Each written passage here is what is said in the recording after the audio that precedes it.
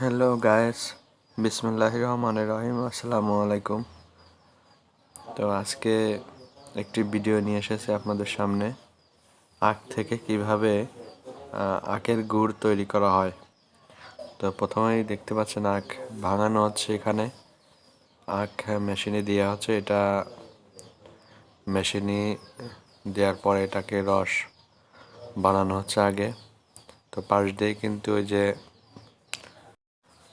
পাশ দিয়েই যাচ্ছে যে একজন, কিন্তু এই যে লাল মগে পানির মগে এটা রস ধরে খাচ্ছে লেবুর পাতা দিয়ে। তো লেবুর পাতা দিয়ে আসলে খুব ভালো লাগে, রস এভাবে ধরে খাইলে পরে খুবই ভালো লাগে, সুস্বাদু লাগে। তো এখানে যে রস ভাঙানো হচ্ছে, একজন কুশর ধরতেছে মেশিনে, আর এক পাশ দিয়ে এটা রস বেরোয়, আর এক পাশ দিয়ে ডল্লা বেরোচ্ছে। তো এই ডল্লা অনেক কাজে লাগে, পুরানের ক্ষেত্রে অনেক কাজে লাগে জ্বালানিতে। তো যাই হোক, আজকে আমি দেখাচ্ছি যে কিভাবে আখ থেকে রস তৈরি করা হয়।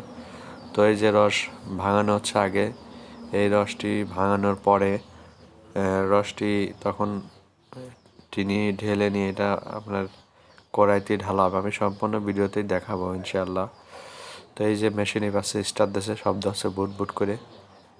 শব্দটা হয়তো শোনা যাচ্ছে না, আমি শুনতে পাচ্ছি।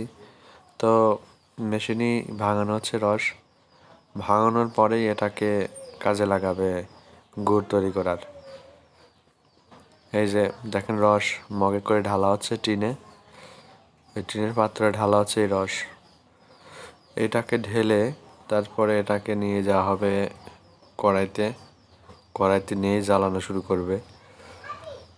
খুবই সুন্দর করে এই যে রস ঢালা হচ্ছে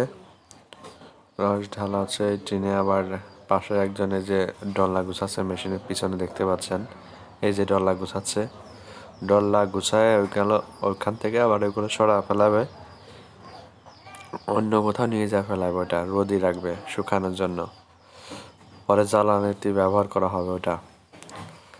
তো খুবই অসাধারণ লাগছে। আমি আজকে সকালবেলা মাঠে এসেছিলাম গ্রামের বাড়িতে, তো আমার খুবই ভালো লাগতেছিল।